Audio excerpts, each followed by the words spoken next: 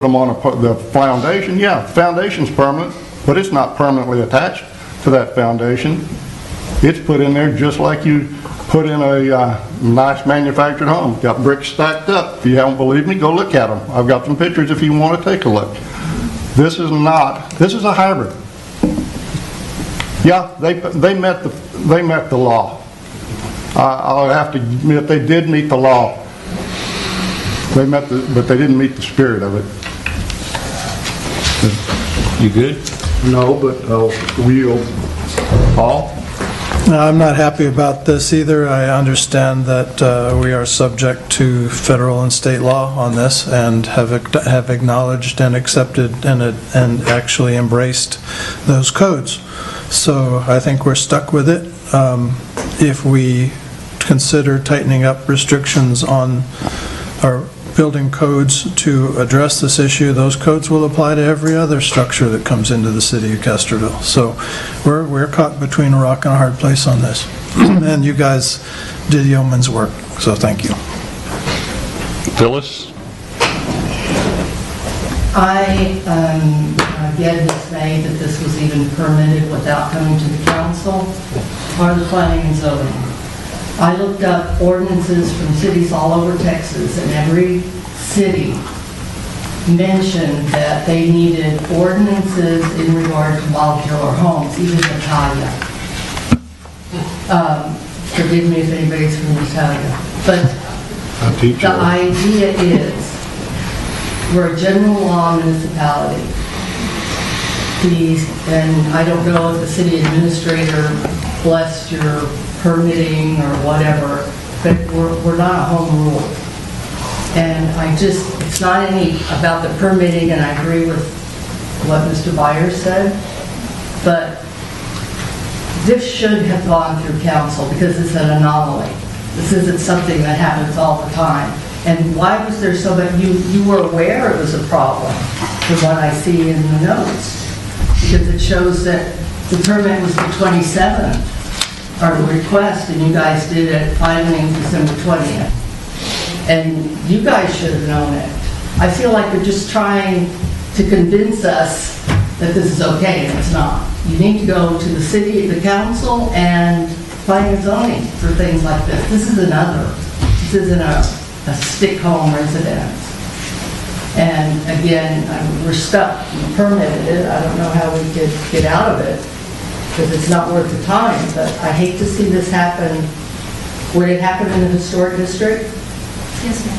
So this would have happened anywhere. They could put it in the historic district, even though it doesn't meet the design requirements as stated in the law. It said we have the right to make it fit with the design. And how did you determine the cost of the home?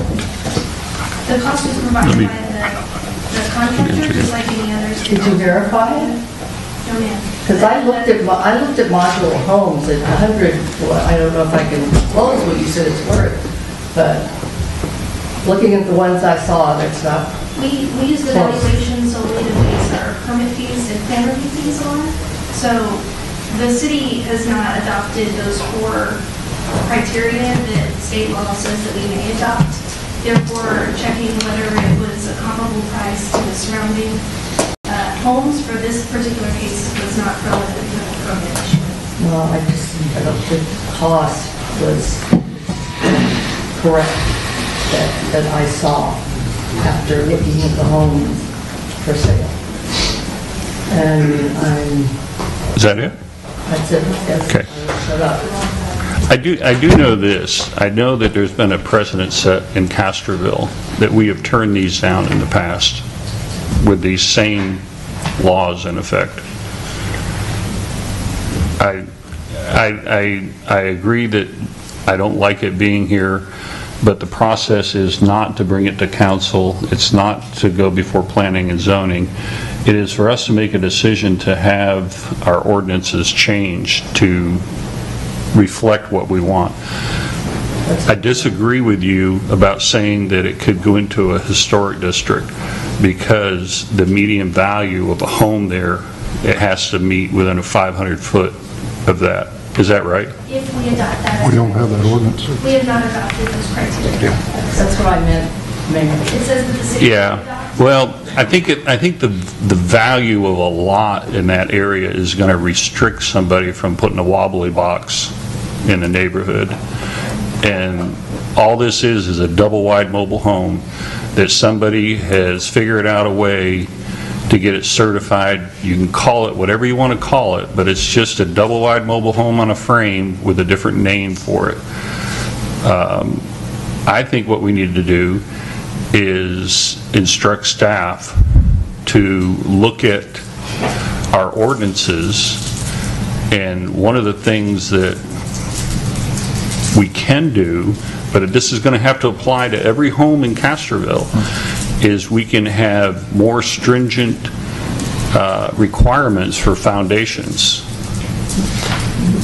We can take out having pier and beam. We can take out, these people are putting this on a strip of concrete and they're tying it down with hurricane straps, and that makes it a permanent structure, taking the wheels off. I think that we can apply to everyone that they got to do a slab and engineered foundation, and this might be a time to look at. I'm okay where it is. It's the best house in the neighborhood.